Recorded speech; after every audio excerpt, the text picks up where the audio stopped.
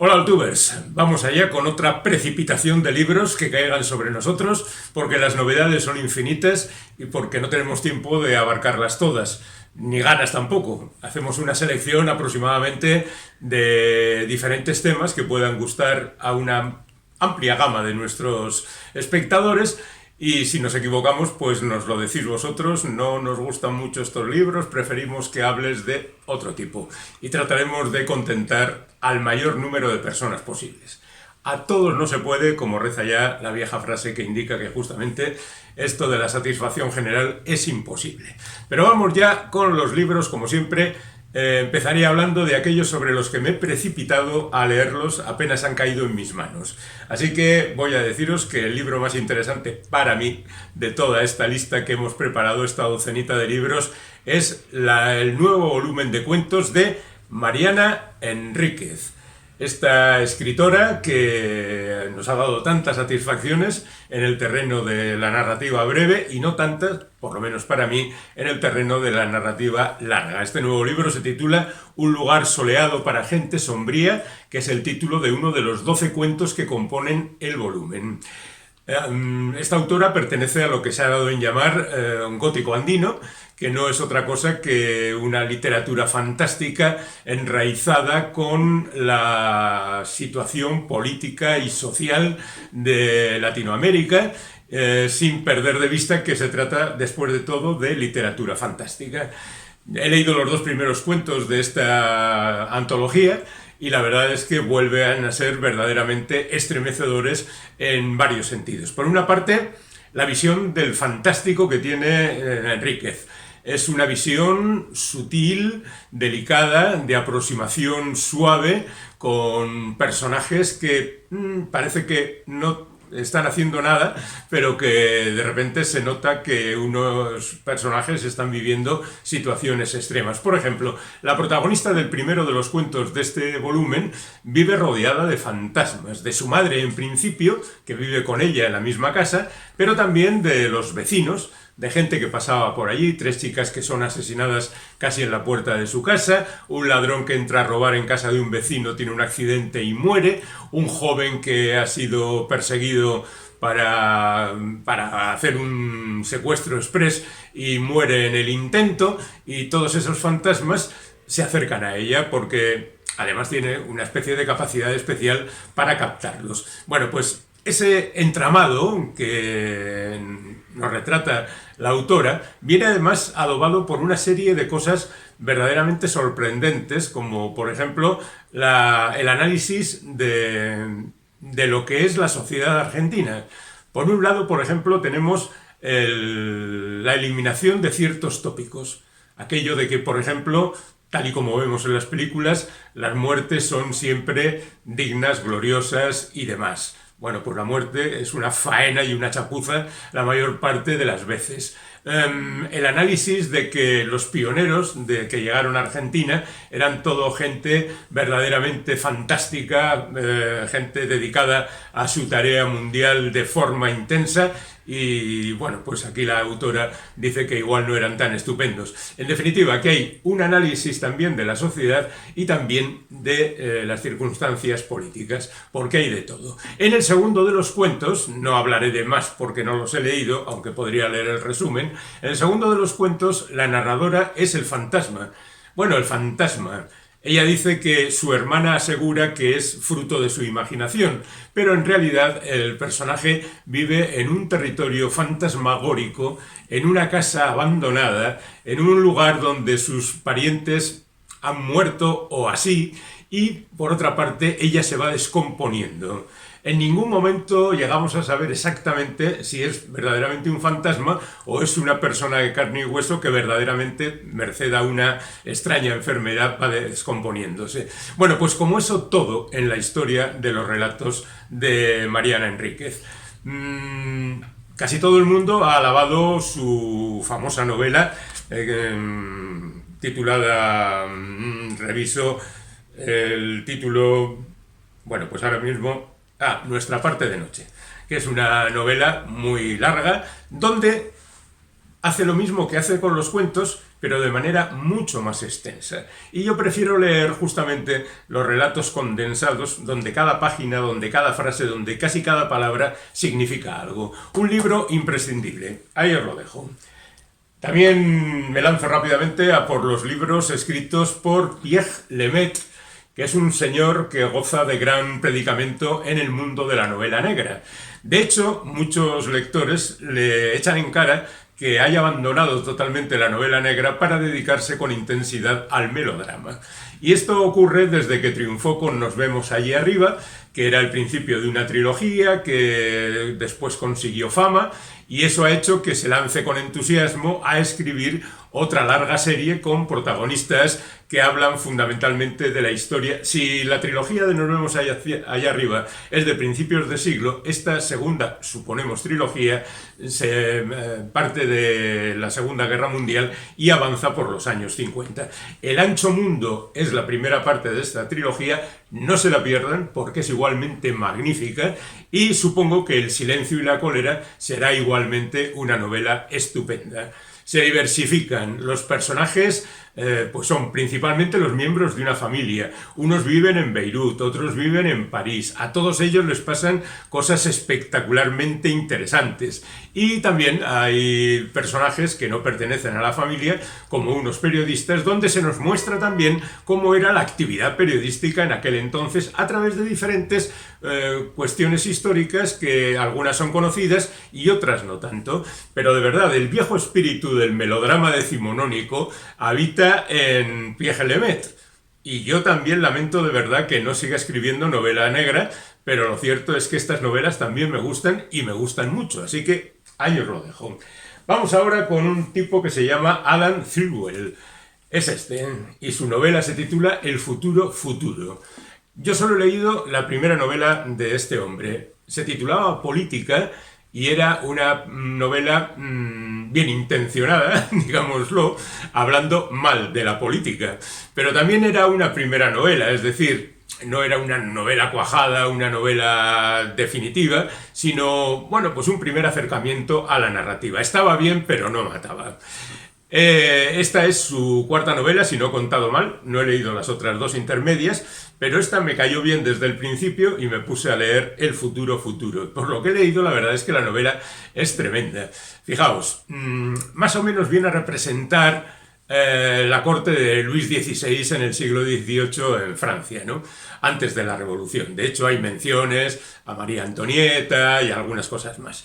Pero inmediatamente te viene a la memoria la María Antonieta de Sofía Coppola, aquella con música pop y con unas cosas que eran anacronismos en la época que representaba. Aquí son palabras que van apareciendo de repente, la palabra punk, por ejemplo, o la palabra nazi, que no corresponden al siglo XVIII. Y eso va creando una especie de intranquilidad en el lector porque empieza a pensar, ¿dónde diablos me he metido yo? ¿Esto qué es? ¿Un mundo alternativo? Pues de momento tenemos que pensar que se trata de un mundo alternativo, pero según lo que dice la portadilla, la contraportada del libro, pues resulta que al principio están en París, pero acaban en las colonias americanas y después viajan a la luna y después pasean por el tiempo, pasado y futuro. Es decir, que puede ser una novela bastante loca. ¿Cómo es la escritura de Alan Thirlwell? Pues es una escritura muy dinámica, muy buscando situaciones diferentes y con cierto humor y cierto cachondeo, sin olvidar que después de todo hay unas condiciones sociales y políticas que no conviene olvidar, por lo menos en la parte en que yo he leído. Es decir, hay también una crítica a aquella sociedad del siglo XVIII. Bueno, pues esto sería El futuro futuro, que es una novela que he cogido con interés. Tenemos más libros. Vamos con una novela que me parece muy interesante, escrita por Mariana Sández, que es una escritora que ya había proporcionado muchas satisfacciones con Una casa llena de gente, que es un libro de 2022 publicado también por la misma editorial. La autora es argentina y observa con detenimiento a las personas como si fuera una entomóloga vigilando los insectos que le interesan. Lo que cuenta en La vida en miniatura es la historia de una mujer de casi 60 años que ha, en términos sociales, desperdiciado su vida. vive a la sombra de un hermano que verdaderamente es una persona mejorable, tiene a sus padres a los que cuida y lleva una vida anodina y un poco absurda. Pero un buen día decide aceptar el trabajo de vigilar las casas y los animales, las mascotas de sus vecinos en el pueblecito donde vive.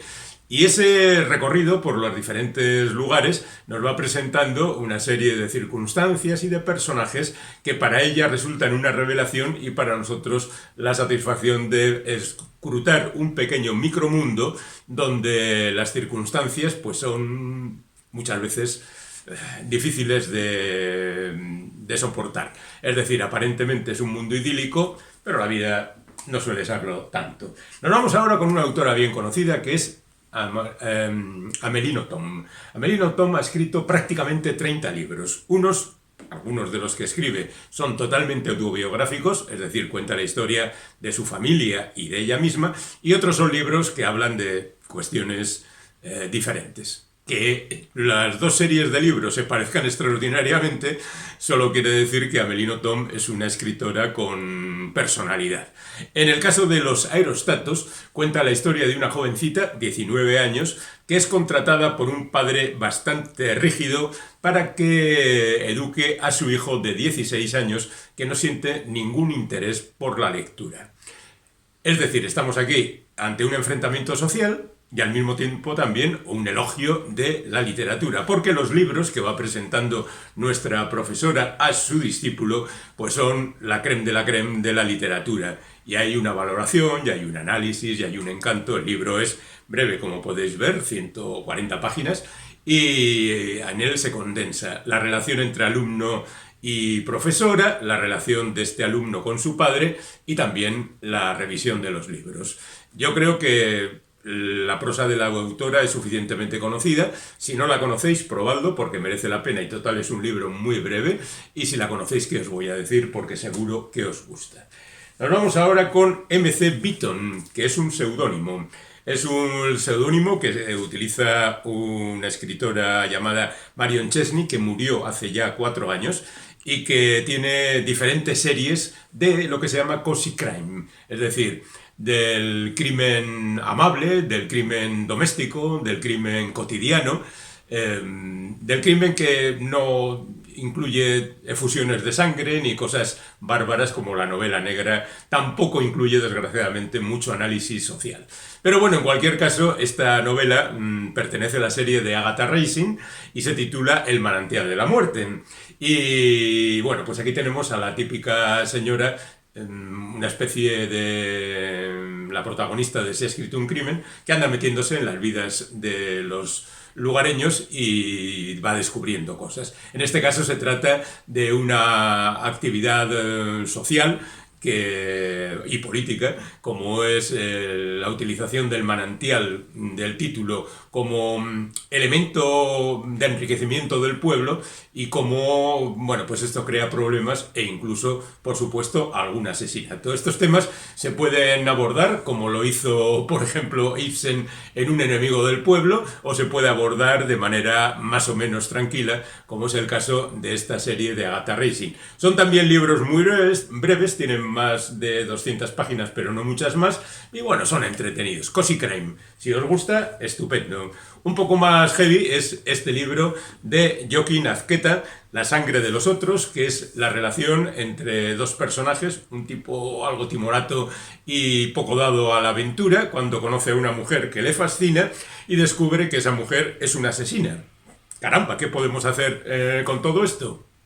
Pues escribir una novela donde se detallan las aventuras de estos personajes. Por un lado, la asesina a sueldo, por otra parte, el individuo que la sigue a ojos ciegos a ver qué es lo que ocurre. También es un libro breve, hoy me ha dado por los libros verdaderamente cortos. Este no llega a las 200 páginas, este otro sí. Entramos en el terreno de los ensayos. Este se titula El estado de Florida contra James Douglas Morrison. James Douglas Morrison no es otro que Jim Morrison, el legendario cantante de los Doors, y en uno de sus momentos, ya sabéis que fue detenido en el escenario, acusado de inmoralidad y acabó pues en la cárcel y de malas maneras. Luego, claro, Su tragedia se amplió hasta el punto de morir con 27 años en París en el año 71.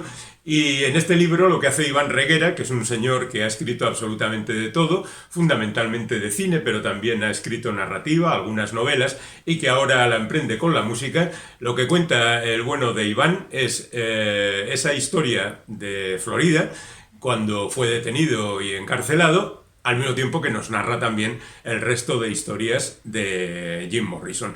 Por supuesto, es un personaje del que todos tenemos una idea. No creo que vayamos a cambiarla por leer este libro, pero sí nos vamos a enterar de un montón de detalles de este episodio que, a pesar de que es suficientemente conocido en lo macro, es decir, a Jim Morrison lo metieron en el maco en un momento determinado, no creo que sea conocido en los detalles pequeños acerca de qué es lo que ocurrió exactamente con este caso. Y además, los mitómanos ya sabemos que cualquier libro de Jim Morrison debe ser leído inmediatamente. Bueno, vamos ahora con un libro pequeñito. Este es literalmente muy pequeñito y además pues tiene menos de 100 páginas. Lo traigo porque es la radio puesta. La radio se pone, no la radio se enciende. Oye, pon la radio, se suele decir. Y como vosotros sabéis, yo he trabajado durante montones de años en la radio y le tengo cariño al medio. Y Javier Montes es un enamorado de la radio y en consecuencia hace aquí un repaso muy superficial si se quiere, pero entrañable, cariñoso, cercano acerca de este aparato que tantas satisfacciones nos ha dado. Ahora la radio ya no es escuchada por la gente joven, pero se siguen escuchando los podcasts. ¿Y los podcasts qué es lo que son? Programas de radio especializados, que es algo que no debió haber perdido la radio, porque eran un poco la seña de identidad de cada una de las emisoras. Luego la cosa se ha generalizado y las noticias comen a los profesionales de la radio y están todo el rato con lo mismo, y hay programas especializados, pero generalmente en el fin de semana, a altas horas de la madrugada, cosas por el estilo, ¿no? Bueno, pues la radio puesta es una apuesta por ese otro tipo de radio. Tenemos aquí la carta de Joan Anderson de Neal Cassady.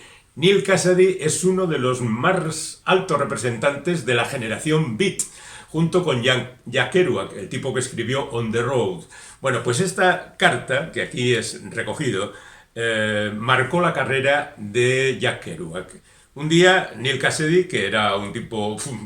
Bueno, la historia de Cassady es, de verdad, si podéis leerla en algún sitio, porque merece la pena, le escribió una carta a Jack Kerouac hablándole de su relación con Joan Anderson. Y ese estilo de carta le llegó tan hondo a Jack Kerouac que cambió todo su estilo literario. Y On the Road ahora debe más a Cassady casi que al propio Jack Kerouac. Es una historia verdaderamente apasionante que se remonta a los años 50, por supuesto, pero que merece mucho la pena. Como merece mucho la pena también el leer la biografía de Mercè Rodoreda, una escritora catalana de trayectoria tremenda, que vivió la guerra civil, que se exilió, que más tarde regresó, que al fin consiguió la popularidad que merecía, a cargo de su tocaya Mercè Ibarz, y que viene a contar las circunstancias de su vida y, por supuesto, las circunstancias también de su literatura. Y terminamos con Andrés Neumann, pequeño hablante. Andrés Neumann es un escritor, es poeta, es novelista, también es músico, la verdad es que hace absolutamente de todo, y escribió hace no demasiado tiempo un libro donde hablaba de cómo ser padre, bueno, de que estaba esperando un hijo, y en el libro, en pequeños capítulos, como en este también, se venía contando cómo es la espera, cómo es el parto, cómo es la continuación. Bueno, pues aquí el niño ha crecido y empieza a hablar. Y lo que hace Andrés Neumann es repasar cómo son sus vivencias con su hijo. Se titula Pequeño hablante. Hasta aquí.